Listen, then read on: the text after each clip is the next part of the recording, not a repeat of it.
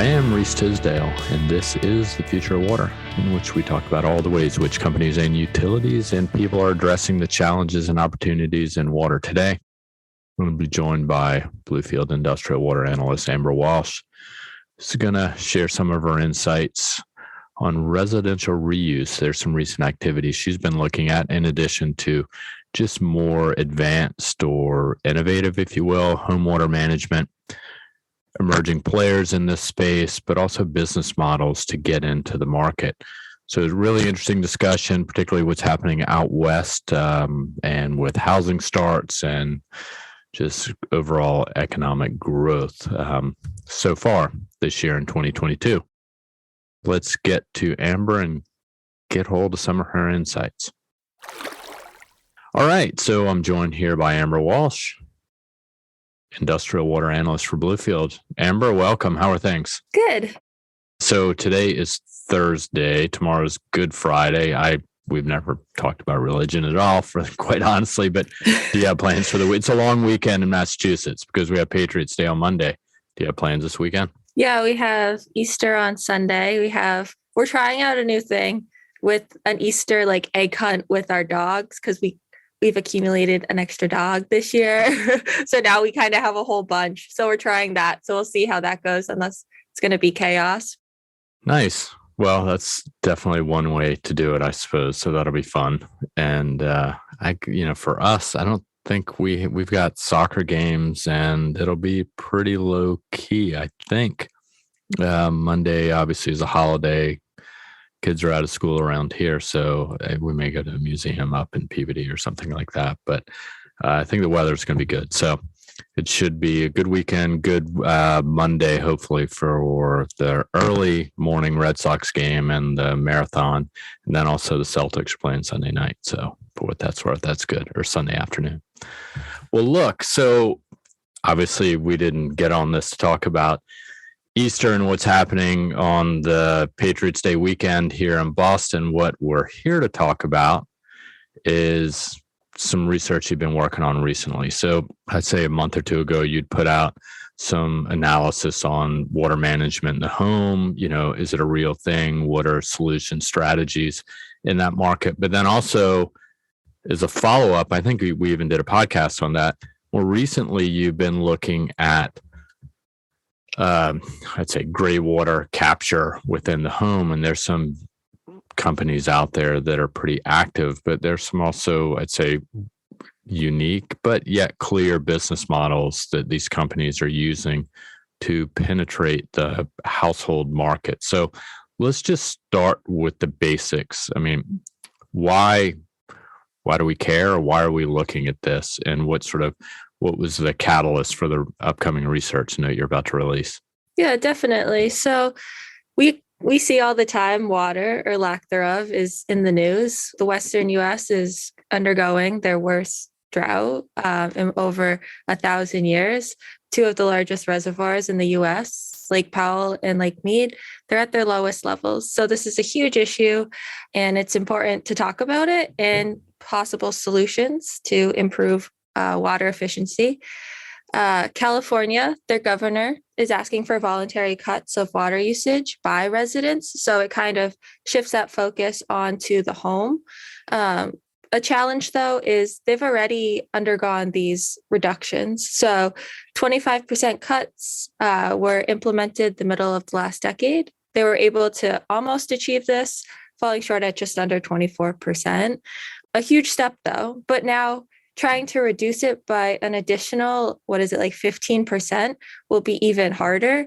So we're trying to figure out what is a possible solution that these residents can do. And that's where residential reuse comes in, efficient fixtures, leak detection, all that stuff.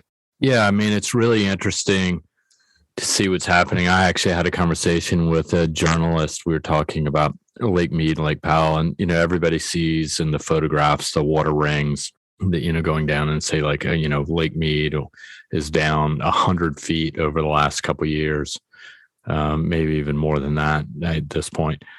But 100 feet, you see the rings and you don't really see the scale. But 100 feet is 8 to 10 story building. I mean, it's a significant amount of water that no one's really thinking about. And for that reason, as we've talked a little bit about, is, there have been water cuts, particularly in the southern Colorado river watershed or basin. So places like Arizona, farmers are being cut off. We're also seeing that in California, where agriculture sector is not going to receive their water allocations, their hopeful water allocations, because just, there's not enough. But also behind all of this, I mean,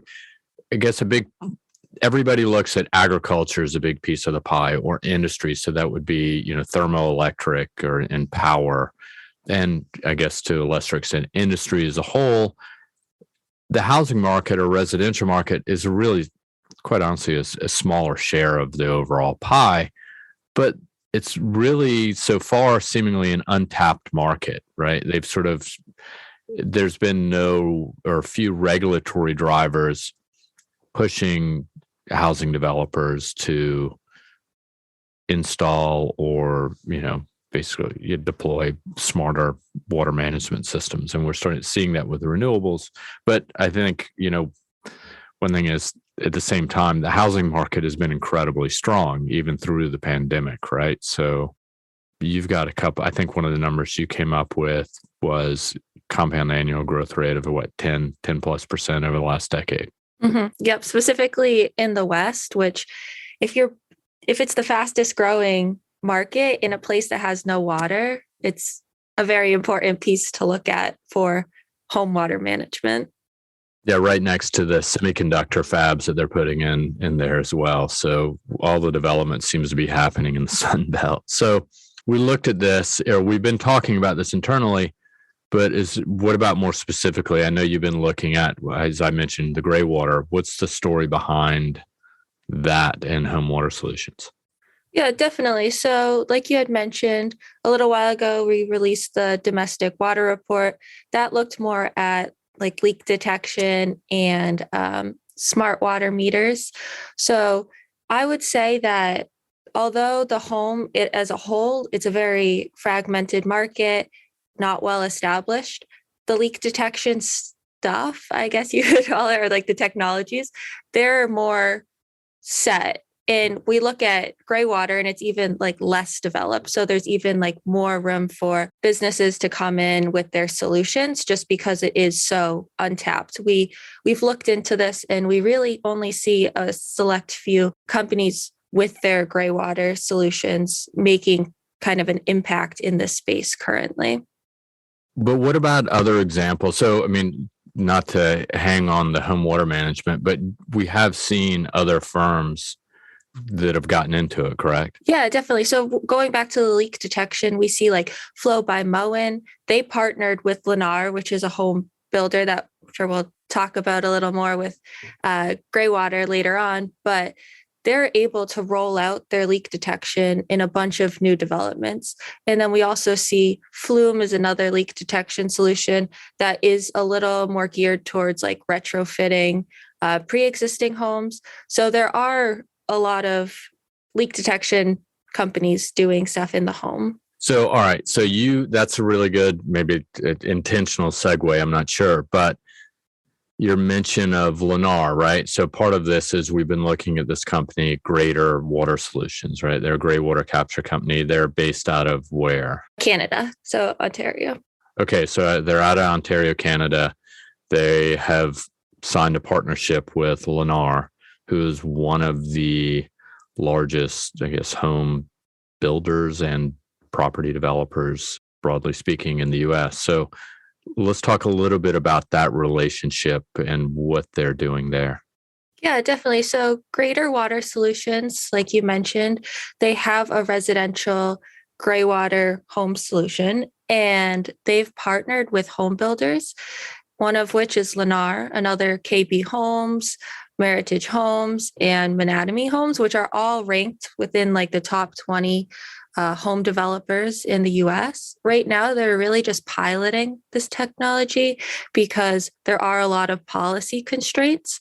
But I think it's really interesting to focus on Greater because of their path into this kind of untapped market. They're going through the home builder instead of trying to like retrofit pre-existing homes. Yeah. All right. So that's really important because we've had this discussion with clients come to us periodically and say, we want to get into the residential water management market. How do we do this?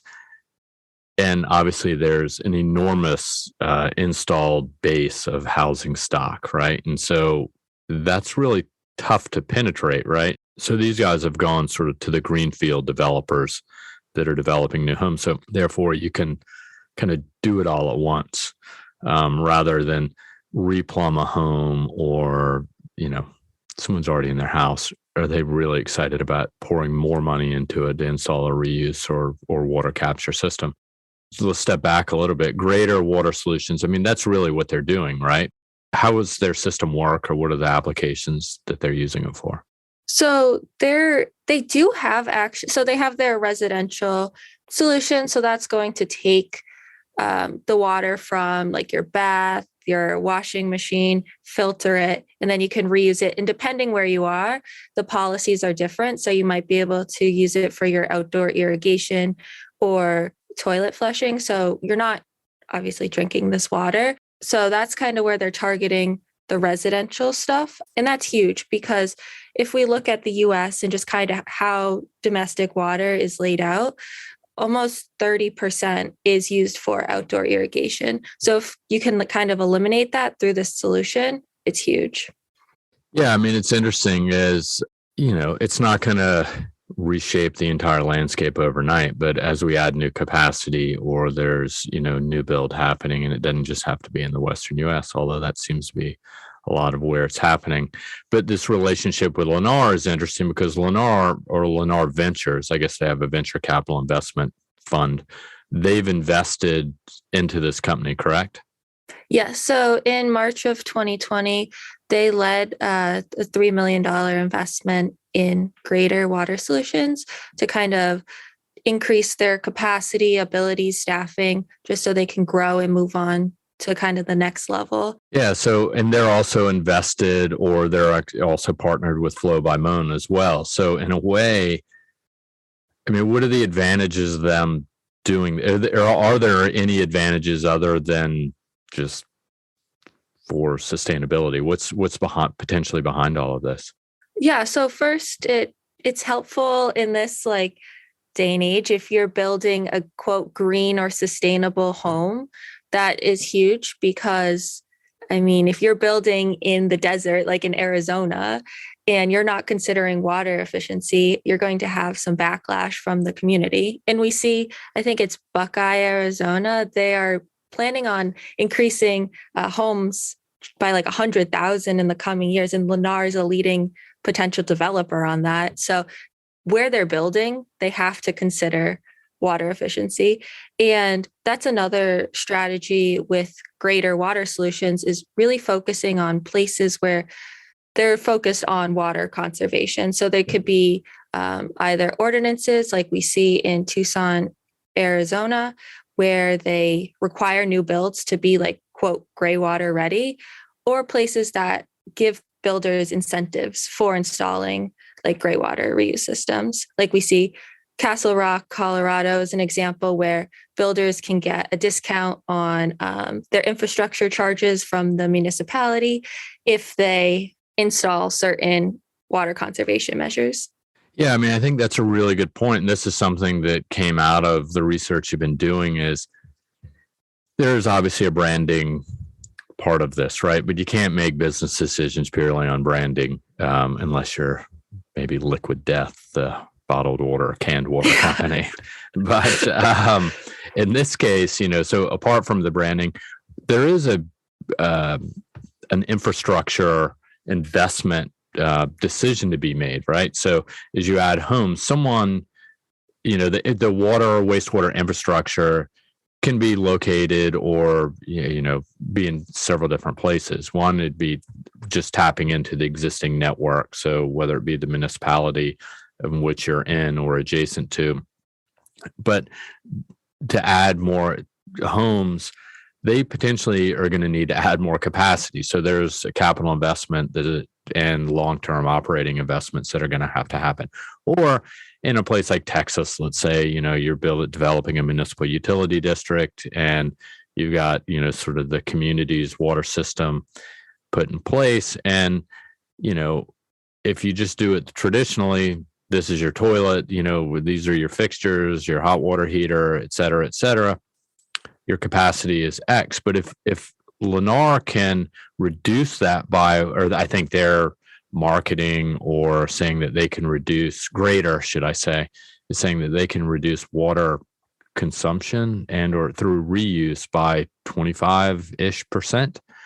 That's not a small number, right? In the whole, in the scheme of things. So that's a really important aspect and benefit, I think, going forward. So, I mean, it sounds great when, you buy a home, if you maybe have flow by Moen fixtures, you've got the Greater reuse system on site, but then you also have you probably have solar panels on the roof, particularly if you're in a place like Arizona. One would think that would be a good idea, and so on and so on. So I think that's really the way the world is going, and I think that's what got us excited about this as a research topic, to add to what we've already done. So we've talked a little bit about Greater and where they are and what they're doing and their partnerships.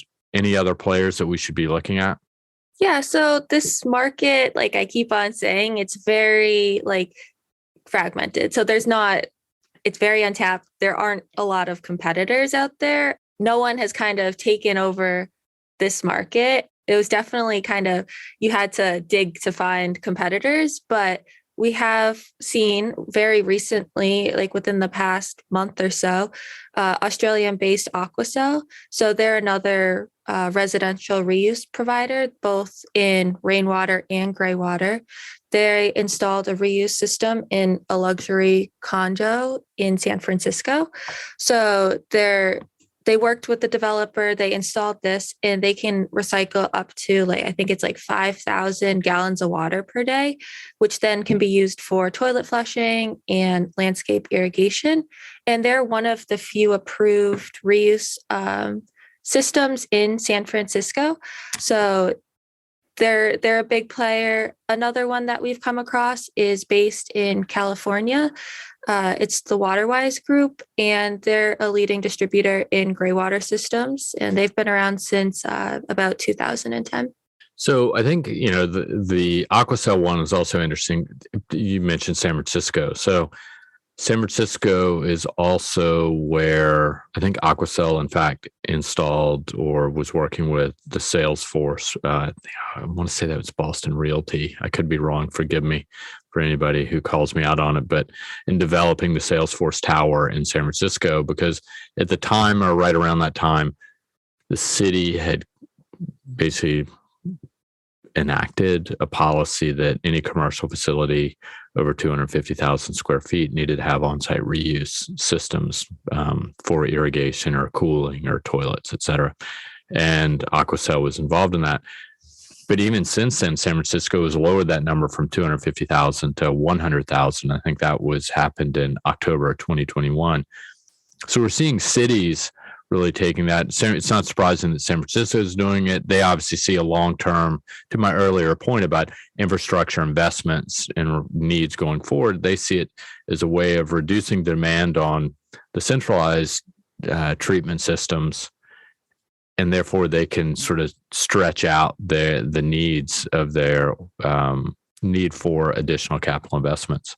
At least that's one strategy. I mean, we're seeing other reuse opportunities in places like Austin and other cities, but also at a state level, just at least at a high level. Amber, give us some sense for, I mean, you mentioned policies and restrictions. How does it vary, generally speaking? Yeah, so we do see that we have this technology available to us, and it could be installed kind of widely in new homes, but policy is kind of hindering that in a way, just because we have only like a handful of states, it's like 10, that even have regulations or guidelines about like residential reuse. So there are differences in what can you use this gray water for? Can you use it inside with toilet flushing? Some places they don't want this gray water back in the home. So other places it's just for outdoor irrigation, which I mean, still a significant portion, but we're having such variation across states that it makes it hard for like a big developer to go and kind of deploy this technology across all their developments. If, let's say, I'm in Colorado, that's going to be different than Florida or New Mexico, wherever. So it does make it challenging. We do see that the local levels, we talked just about San Francisco. They have some building codes more commercially now. Yeah, so it's definitely very widespread, makes another level of difficulty for this gray water solution. Yeah, I mean, I think that's always the challenge for reuse, particularly at definitely a residential level, but also even commercial. It's like, how does a company get scale? And that's why I think whether it be Grader or Flow by Moan, if partnering with these property developers or construction firms, you can get these framework agreements, which allows you to capture some scale, large, community by community, rather than just home by home specifically. So going door to door is a tough business, no doubt about that. All right. So I guess we probably should get into this a little bit. I know we're excited about this. We think that reuse is necessary, given the state of the world. It seems kind of foolish to treat water to, at the very least, to potable standards and then just go dump it into the street. Seems kind of silly, or into the ocean. Any negatives? Why would anybody be opposed to this, if at all? Yeah, so there is that kind of negative perception just from the general public about, okay, I use this water, and although it's going to go through like a treatment system, is it still going to be dirty? Like there has been that about reuse just in general. There is that potential for contamination if you don't treat it properly. If you don't change the filter or something goes wrong in the system and the resident isn't aware, it could backfire a little bit. There are some potential issues with water infrastructure. So if we cut the amount of water going into like sewer pipes, it could change like pressure and cause blockages. I think actually it wouldn't change pressure. I think the bigger issue is maybe concentrations becomes a bigger issue. For sure. I think that's important. And I know that there are some utilities that are beginning to complain about that, is that, particularly from larger industrial facilities, if they're reusing and reclaiming, that is a problem and can overwhelm a system if they're not anticipating what's coming. For sure. Except, I mean, if it is viable that, okay, we have these systems in these homes, the pipes that are going to connect to the utility, let's just dial it back so they're expecting lower flows if they all have these reuse systems installed. So it is still a viable thing. It just kind of needs to be worked around. Yeah, I mean, I agree with that. I mean, particularly if you're building communities, it's easy to do, right? And it's already happening.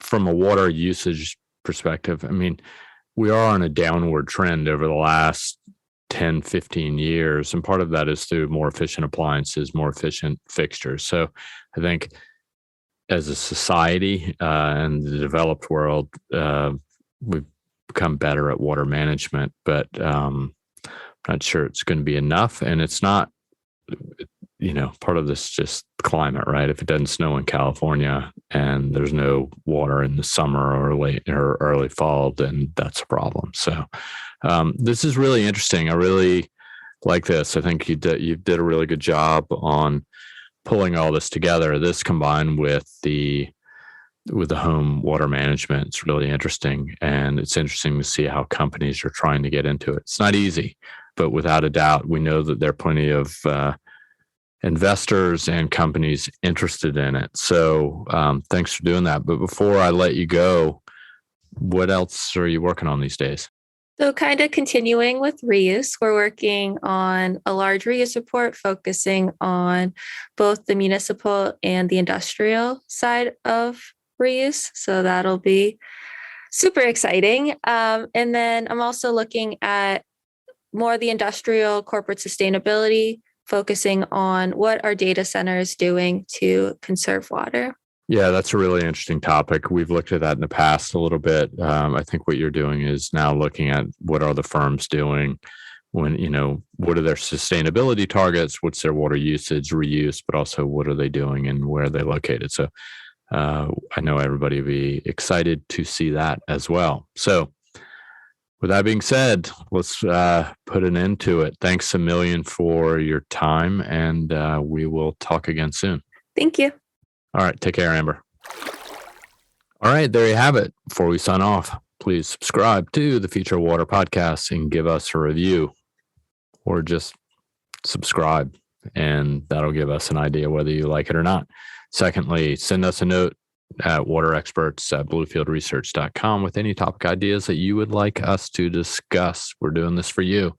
And lastly, tell a friend about it. If they're interested in water, what's happening, what are the business models, trends, and activities in the water space, I'm sure they'd like to hear it. I hope. This podcast and these water industry insights have been brought to you by the one and only Bluefield Research. To learn more about us, visit us at bluefieldresearch.com. Be well, take care, and talk soon.